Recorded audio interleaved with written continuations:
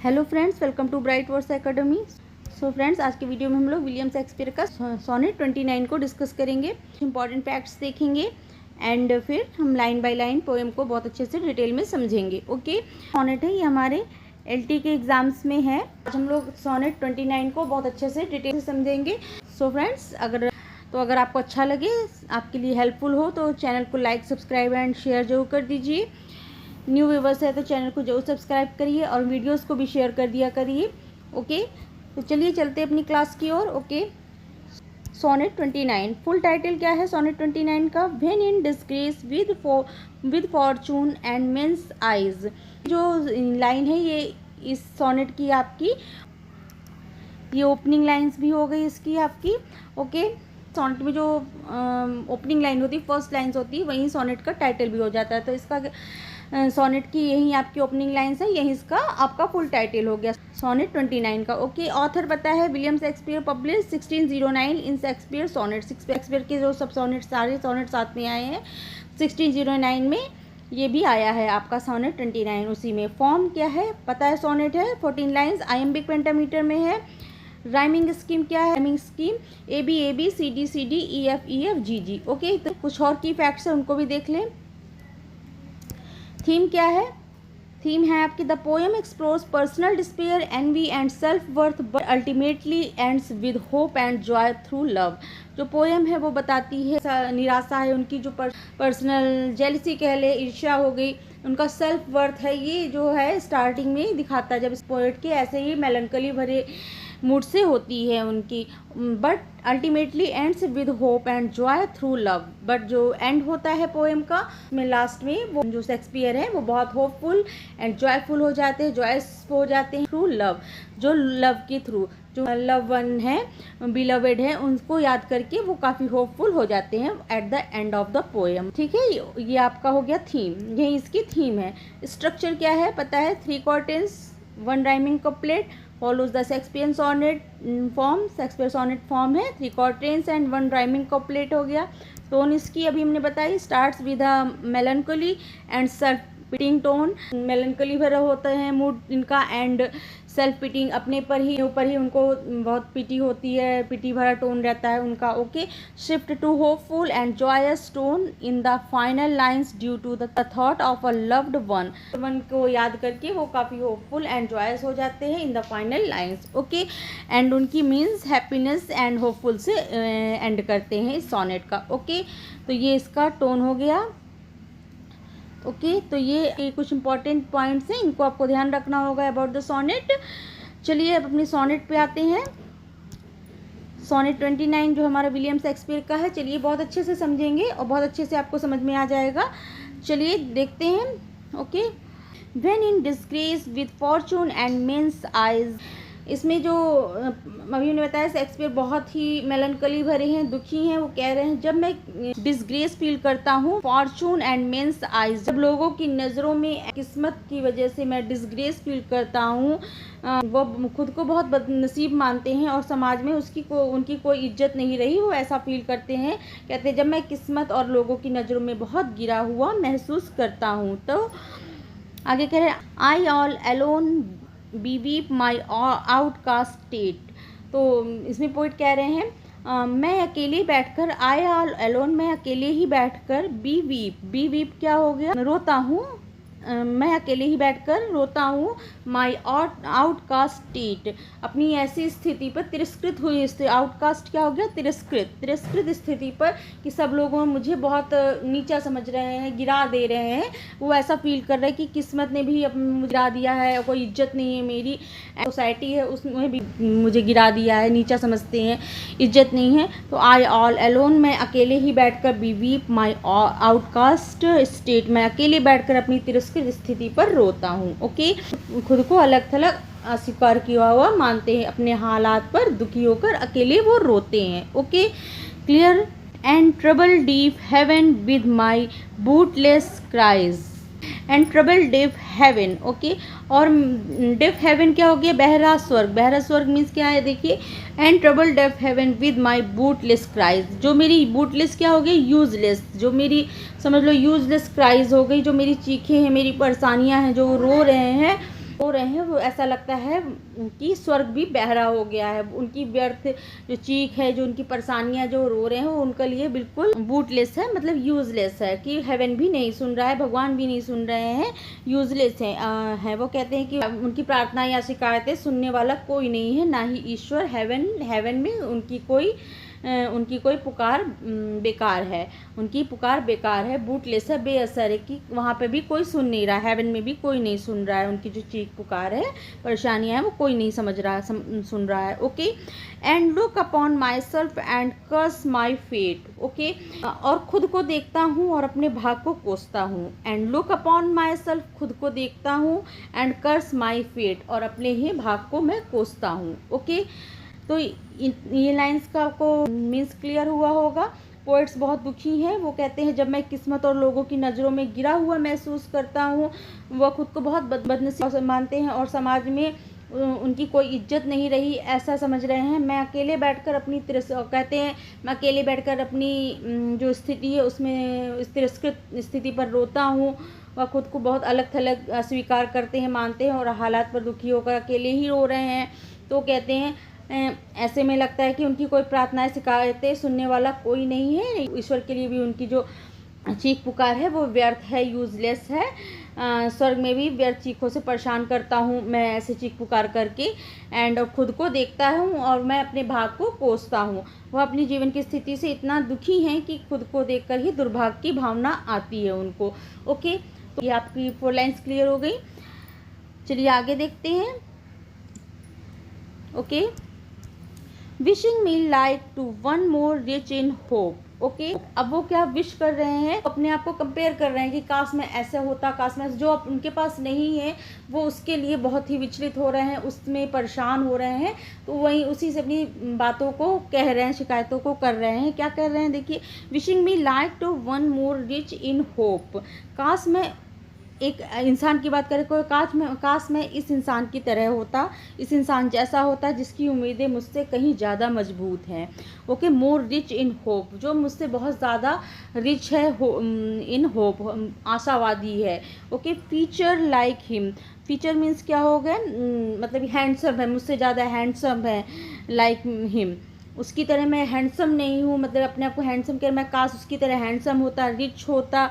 And like him friends, उसकी तरह मेरे साथ फ्रेंड्स होते। ओके, उस इंसान जैसा होता जिसकी उम्मीदें मुझसे कहीं ज़्यादा मजबूत है। कभी दूसरों से अपनी तुलना करता है और चाहता है कि काश उसकी भी उतनी आशाएं या उम्मीदें होती। ओके, काश में फीचर लाइक हिम, लाइक काश उसके जैसे मैं दिखता, या फिर उसके जैसे ही मेरे भी दोस्त होते। ओके, पोएट है वो उन लोग से ईर्ष्या कर रहा है कि काश मैं भी इनके तरीके का होता, जो अच्छे दिखते हैं या जिनके पास अच्छे दोस्त हैं। वो पोएट कह रहे हैं, मैं भी काश ऐसा होता। Okay, clear. Desiring this man's art and that man's scope, इसमें कह रहे हैं वो खूबियों को देखकर, अब कह रहे हैं कि डिजाइनिंग दिस मैंस आर्ट, उसकी आर्ट होती, जैसे उस किसी इंसान की बात करें, उसकी जो कला है उस तरह की कला मेरे पास होता, टैलेंट होता। एंड डैट मैंस स्कोप, जैसे उसका स्कोप है, कला है, दूसरों की सफलता है, अपॉर्चुनिटीज़ हैं, सक्सेस है, जैसे उस आदमी के पास मेरे पास भी होता। Desiring this man's art and that man's scope, यानी कि उस मैन की तरह उस मेरे अंदर ही प्रतिभा होती, या जैसे उसके पास अपॉर्चुनिटी है, स्कोप है, मेरे पास भी होता। With what I most enjoy contented list. Okay, तो पोएट कह रहे हैं कि वह कभी दूसरों की खूबियों को देखकर खुद को हीन समझ रहे हैं। एक की कला होती, दूसरे की सफलता, सबका थोड़ा थोड़ा उसे चाहिए होता। कला हो गई, किसी की अपॉर्चुनिटी हो गई, सब उनके पास होता, तो वो अपने आप को बड़ा हीन समझ रहे हैं। इसमें poet, with what I most enjoy contented list, जो चीज़ मुझे सबसे ज़्यादा पसंद थी अब उसमें भी संतोष नहीं है। अब ये सब जो देख रहे हैं कि मेरे पास नहीं, वो अपने आप को हीन समझ रहे हैं। जीवन में मेरे पास चीज़ें हैं जिसको मैं मोस्ट इंजॉय करता था, जो चीज़ें मुझे बहुत ज़्यादा पसंद थी, अब उसमें भी मुझे संतोष नहीं मिलता है। ओके, जीवन की प्रिय चीज़ें भी अब उसे खाली लगने लगी हैं, क्योंकि उसका मन दुख से भरा हुआ है। जो उनको चीज़ें उनके पास हैं उनमें वो एंजॉय करते थे, अब वो भी उनको अर्थहीन लग रही है, उनमें भी उनको रुचि नहीं लगी, उनको भी वो अच्छी नहीं लग रही हैं, क्योंकि वो अंदर से मन से इतने दुखी हैं। ओके, कि वो कंपेयर कर रहे हैं अपने को, कि जैसे वो इंसान की फीचर है, इंसान का हैंडसम है, इंसान की बात कर रहे हैं, किसी का फीचर, किसी का टैलेंट, किसी की अपॉर्चुनिटी उनके पास भी होती, काश वो काफ़ी हीन भावना से ग्रसित दिखाई दे रहे हैं। With what I most enjoy content, जो उनके पास है भी वो उसको भी वो इंजॉय नहीं कर पा रहे हैं। ओके, चलिए आगे देखेंगे। Yet in these thoughts myself almost despising, ऐसे विचारों में खुद से लगभग घृणा करने लगता हूँ। जब ऐसे विचार उनके अंदर आते हैं कि मेरे पास ये सब कुछ नहीं है, दूसरा के पास है, तो ऐसा विचारों से वो क्या करते हैं, मैं खुद से ही घृणा करने लगता हूँ। वो कहते हैं कि इतनी तुलना निराशा के बाद वह खुद को नापसंद करने लगते हैं। जब वो इतनी को तुलना कर रहे हैं, निराश हो रहे हैं, तो उसके बाद उनको क्या, उनकी भावना कैसी होगी, अच्छी तो रहेगी नहीं, तो वो खुद ही को नापसंद करने लगते हैं। Yet in these thoughts myself almost despising, वो खुद को ही नापसंद करने लगते हैं। इतनी कि happy I think on thee and then my state. Okay, तभी क्या हुआ, तभी अचानक मैं तुम्हारे बारे में सोचता हूँ। हैप्पी थिंक ऑन दी कौन है यहाँ पर पोएट्स अपनी लव के विषय में कह रहे हैं कि हैप्पली आई थिंक, तभी मुझे तुम्हारा विचार आता है।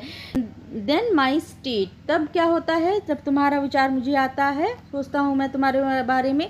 एंड देन माई स्टेट, तब मेरा स्टेट ऑफ माइंड क्या हो जाता है, तभी अचानक जब तुम्हारे बारे में मैं सोचता हूँ, तब मेरी क्या स्थिति हो जाती है। फिर सब अंधकार के बीच में, इतना अंधकार रहता है, सब अंधकार के बीच में वह अपने प्रिय दी कौन हो गया, उनका फेवरेट, उनका लव, उनका प्रिय व्यक्ति हो गया, को याद करते हैं, और यही बदलाव शुरू हो जाता है। यहीं से वो कहते हैं, यहीं से उनका बदलाव शुरू हो जाता है। हैप्पली आई थिंक ऑन दी, उतने अंधकार, कितने निराशा के बावजूद भी, उसके बीच में भी वो अपने प्रिय व्यक्ति जो को याद करते हैं, और यहीं से उनको बदलाव उनके स्टेट ऑफ माइंड में शुरू हो जाता है। Okay, Like to the lark to break of day arising from sullen earth sings him at heaven's gate।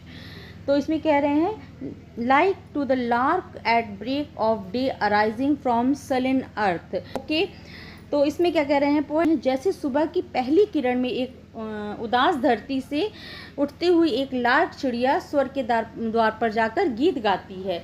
Means क्या है, पोएट कह रहे हैं जैसे ही उनको याद आया अपने बिलवेड, अपने लव्स वन का, तो सोचते हैं तुम्हारी याद आते ही उनका जो दिल है वैसे ही प्रसन्न हो जाता है, जैसे कि एक पक्षी सुबह उठकर चहकने लगता है। जैसे लार्क पक्षी सुबह, जैसे ही रात ख़त्म हुई, डार्कनेस ख़त्म हुई, वैसे ही सुबह की पहली किरण के साथ जो लार्क पक्षी है वो सुबह उठ के चहचहाने लगता है, स्वर्ग के द्वार पर गीत गा रहा है, मीन्स वो चहचहा रहा है। तो वैसे ही जैसे ही तुम्हारा मुझे ख्याल आया, मैंने सोचा, मेरी जो स्टेट ऑफ माइंड है वो बिल्कुल चेंज हो गई, एंड मैं भी होपफुल और हैप्पीनेस से भर गया हूँ। वो भी होपफुल हो जाते हैं अपने बिलवेड लव वन की याद करके। ओके, क्लियर इतनी लाइंस का। चलिए लास्ट लाइन देखते हैं। टू जो है इनका कॉपलेट हो गया। For the sweet love remembered such wealth brings that then I scorn to change my state with kings. Okay, तो आगे पोएट कह रहे हैं कि तुम्हारे मधुर प्रेम की याद, फॉर द स्वीट लव, क्योंकि अब वो क्यों चहकने लगे, क्यों उनकी स्टेट ऑफ माइंड चेंज हो गई लार्क पक्षी के जैसे। For the sweet love remembered such wealth brings, क्योंकि तुम्हारे मधुर प्रेम की याद इतनी समृद्धि लाती है। जैसे ही मैं तुम्हें याद करता हूँ, तुम्हारी याद आती है, मैं ऐसा वेल्दी हो जाता हूँ, ऐसी समृद्धि लाती है तुम्हारी याद। That then I scorn to change my state with kings. Okay, तो आगे देखिए क्या कह रहे हैं। अब उनकी बिल्कुल चेंज हो गई, उनकी जो थॉट थी वो बिल्कुल पॉजिटिव हो गए हैं, बहुत सोच रहे हैं, कह रहे हैं जैसे ही तुम्हारी याद आई तो मुझे इतनी समृद्धि लेके आती है कि तुम्हारे प्रेम ही मेरे लिए सबसे बड़ा खजाना है। मीन्स क्या है, वो जो अभी तक अपने आप को काफ़ी हीन समझ रहे थे और ये नहीं है मेरे पास, वो नहीं है, दुनिया की चीज़ें इस तरह के कह रहे थे, कंपेयर कर रहे थे अपने आप को लोगों से, सबसे। तो वो कहते हैं कि अब देखो उनकी स्टेट ऑफ माइंड चेंज हो गई। वो क्या कह रहे हैं, तुम्हारे प्रेम ही मेरे लिए सबसे बड़ा खजाना है, उसकी याद मुझे धनवान जैसा अनुभव देती है। वो क्या कह रहे हैं, जैसे तुम्हारी याद आती है वो अपने आप को धनवान फील करने लगते हैं कि तुम्हारी याद है वही मेरा सबसे बड़ा खजाना है। आगे कह रहे हैं poet, that then I scorn to change my state with kings, जो उनका खजाना है जब उसकी याद आई तो वो कहते हैं मुझे धनवान जैसा अनुभव देती है। तो कह रहे हैं कि तब मैं अपनी स्थिति को राजाओं से भी बदलना नहीं चाहता, मतलब कि तुम्हारा प्रेम मुझे इतनी खुशी देता है कि राजा बनने की इच्छा नहीं करता, मेरा वर्तमान ही सर्वोत्तम लगता है। क्या कह रहे हैं कि जैसे ही तुम्हारी याद आती है, तुम्हारा जो प्रेम ही मेरी सबसे बड़ा खजाना है, अपनी स्थिति को राजाओं से भी बदलना नहीं चाहता। तुम्हारा प्रेम मुझे इतनी खुशी देता है कि राजा बनने की भी इच्छा नहीं करता। मेरा वर्तमान ही उनको अब अच्छा लगने लगता है, मेरा वर्तमान ही सर्वोत्तम है। ओके, तो ये आपको क्लियर हुआ हो गया, ये दोनों लाइनें क्लियर हुई होंगी। वो जैसे ही उनको अपनी नियर लव वन की याद आती है तो कहते हैं कि उनको अब क्या कहते हैं, जो उनका खजाना है जैसे ही वही समृद्धि मेरी है, सबसे बड़ा खजाना है। अब वो किसी राजा से भी उसको चेंज नहीं करना चाहते, वो उनकी बिल्कुल पॉजिटिव हो जाते हैं, होपफुल हो जाते हैं। तो ये सॉनेट हमें बताती है कि जीवन में चाहे कितनी भी निराशा हो, अगर किसी का प्रेम, अपनापन या स्मृति साथ हो तो वह व्यक्ति फिर से ऊंचाई महसूस कर सकता है। कवि के लिए यह प्रेम इतनी बड़ी शक्ति है कि वह उसे दुनिया की हर चीज़ से बेहतर मानता है, इवन राजा बनने से भी। ओके, तो ये आपका सोनेट नंबर 29 हो गया। तो इन शॉर्ट इसकी समरी क्या है? The speaker begins bye expressing deep sadness and a sense of personal failure. He feels unlucky and rejected by society. In his misery, he cries out to heaven but feels ignored by God. He becomes jealous of other men, wishing he had their books, talent, social status, or hope for the future. Even the things he once enjoyed now bring him no happiness. Okay. However, everything changes when he thinks of someone he loves. This thought lifts his spirits and brings him peace and joy. He compares his rising hope to a lark bird that sings at heaven's gate at dawn. By the end, he feels so spiritually enriched by this love that he says he would not trade places with a king. Okay, this is the summary of this sonnet. Okay, तो इसका एक message यही है, true emotional wealth does not come from status और material success, it comes from love and connection. Okay, तो ये आपका आज सोनेट 29 हो गया विलियम शेक्सपियर का। कैसा लगा? अपना फीडबैक भी ज़रूर दीजिएगा। अगर अच्छा लगे तो चैनल को सब्सक्राइब जरूर करिए एंड वीडियोस को भी ज़्यादा से ज़्यादा लाइक एंड शेयर कर दिया करिए। चलिए फ्रेंड्स, अगर अच्छे लगे तो लाइक, सब्सक्राइब एंड शेयर जरूर करिएगा। फिर मिलते हैं न्यू क्लास में न्यू टॉपिक के साथ। Okay, thank you, thanks for watching.